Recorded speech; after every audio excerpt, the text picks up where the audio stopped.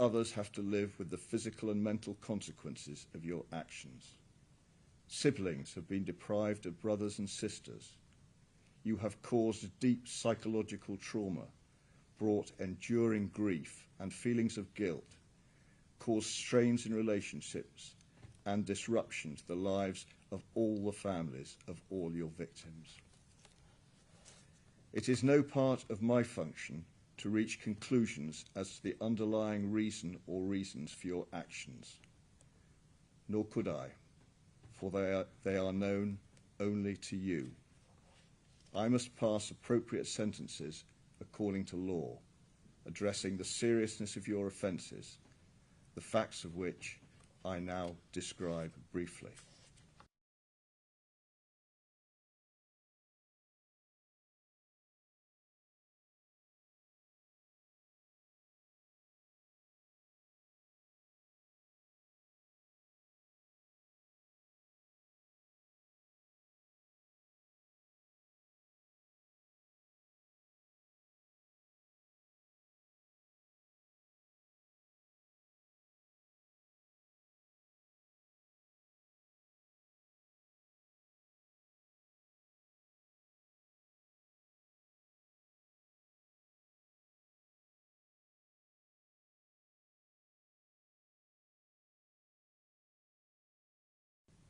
In common with all nurses, you knew from your training the dangers caused by air getting into the venous system, and that air embolus was very rarely encountered in clinical practice.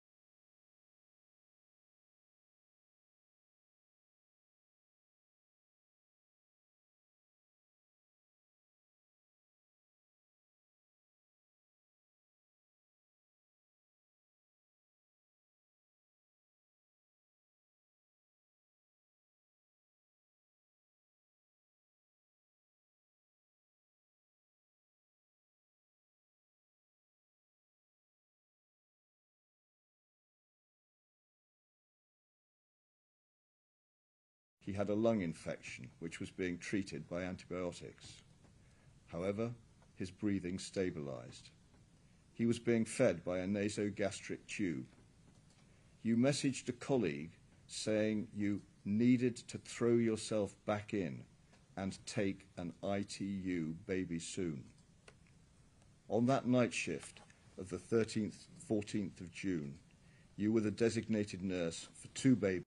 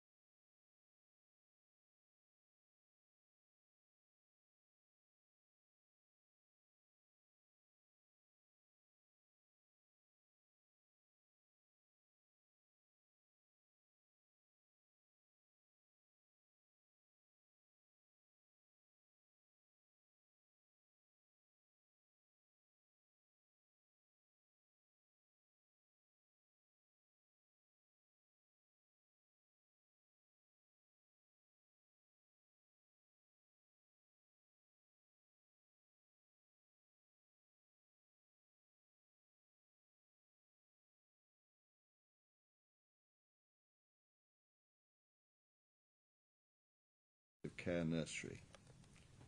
You will have been aware that she was being treated for an infection and were the designated nurse for 2 other babies in that nursery on that night shift. You decided to kill her and administered air into her intravenously, causing her to die from air embolus. You were involved in her resuscitation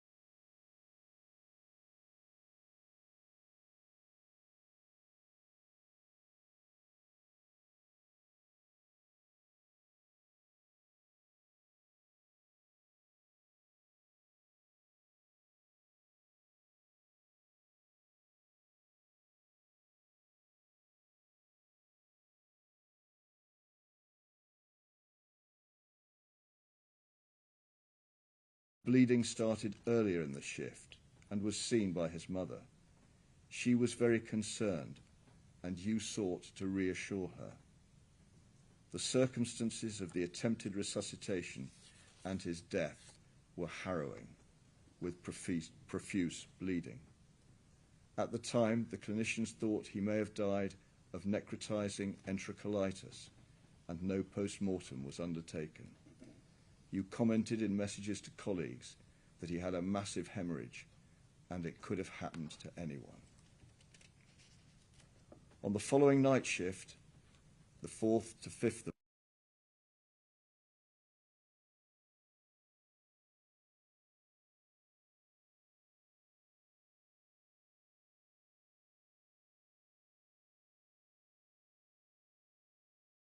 of insulin needed to be added to the half-litre bags of feed. It was not noticeable in the bag, nor would it be apparent that any was missing from the insulin bottle.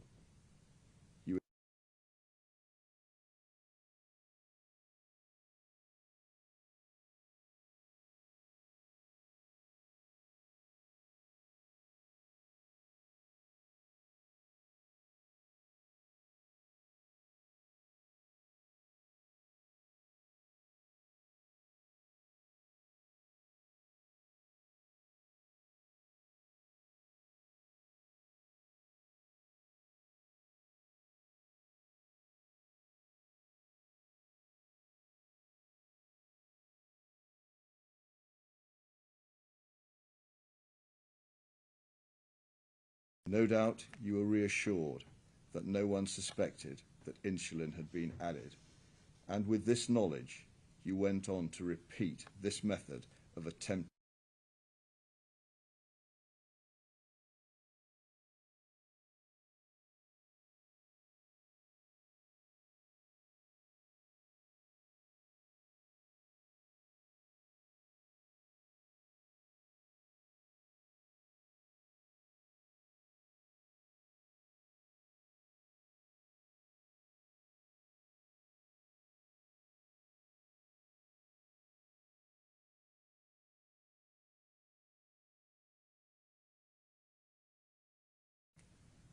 Although on the margin of survival, she did survive.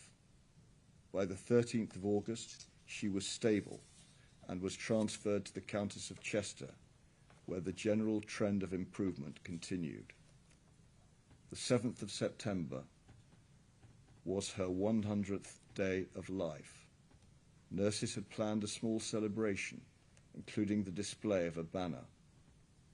On the night shift of the 6th to 7th, you deliberately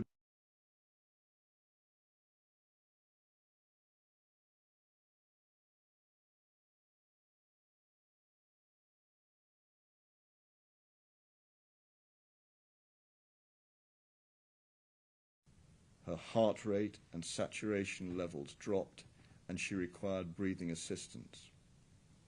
You were nearby and assisted, and later sought to blame a colleague for potentially overfeeding.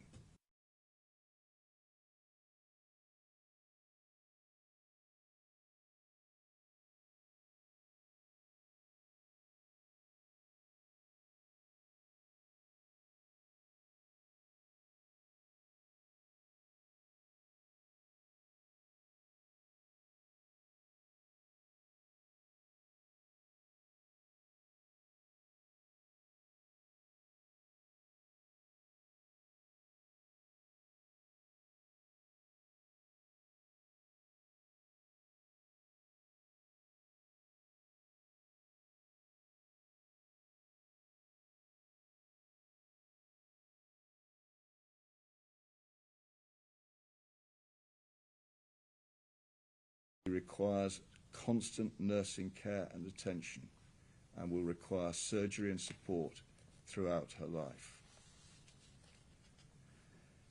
Just over a month later, on the 20th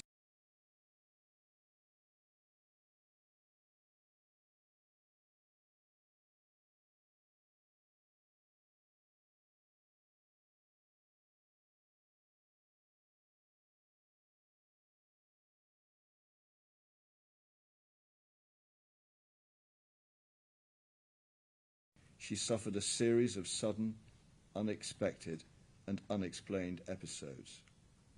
On the 30th of September, you infused a large quantity of air down her nasogastric tube into her stomach and bowel, thereby interfering with her breathing, reducing her oxygen saturations and heart rate, and causing her to vomit and require oxygen under pressure. It is also likely that in the early hours of the 13th of October, you infused air into her venous system. The following night, she collapsed again, but recovered with breathing support and was transferred to Arrow Park for 2 days. 6 days after her return, on the night of the 22nd to 23rd of October, she suffered her final collapse, crying out in severe pain as a result of air embolus after you had injected air into her venous system. She too died in her parents' arms.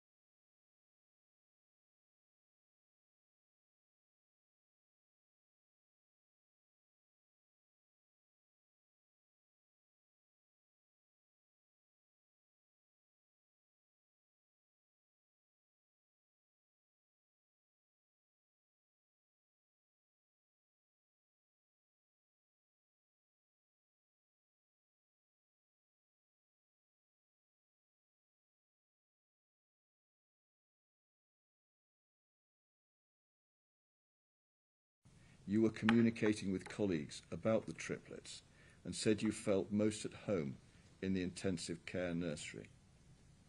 On your first day back at work on the 23rd of June,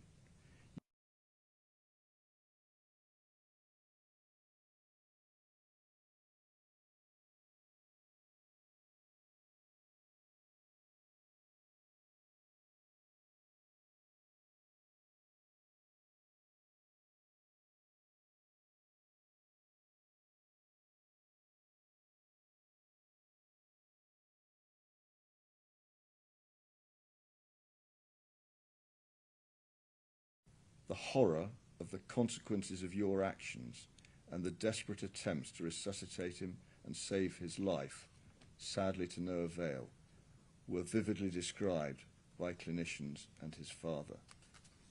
The following day,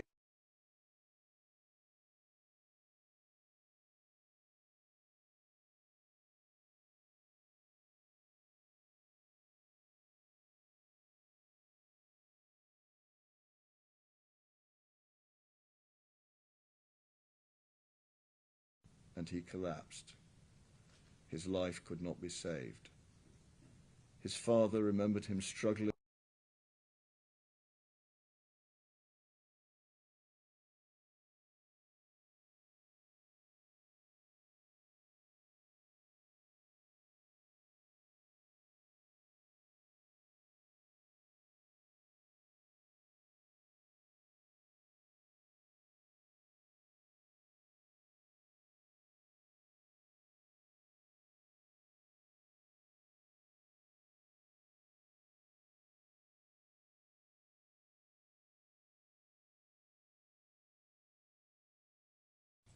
the cruelty and calculation of your actions were truly horrific.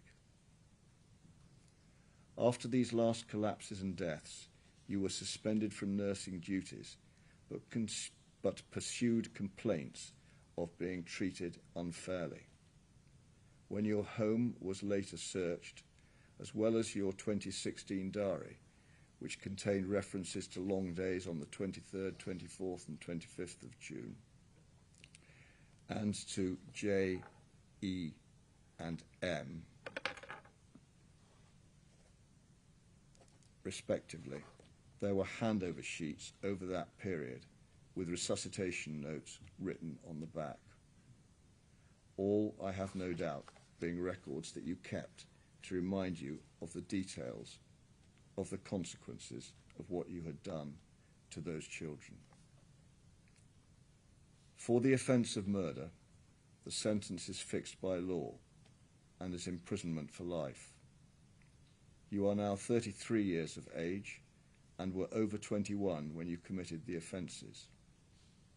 Pursuant to the relevant prevailing statutory regime, by having regard to Schedule 21 to the Criminal Justice Act 2003, I have to determine whether the seriousness of the offences of murder, individually or in combination, is so exceptionally high that I should not make a minimum term order and you should spend the rest of your life in prison. For offences of attempted murder, whole life sentences of imprisonment are reserved for wholly exceptional cases.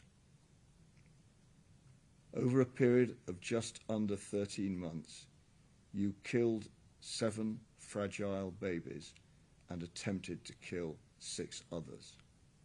Some of your victims were only a day or a few days old. All were extremely vulnerable.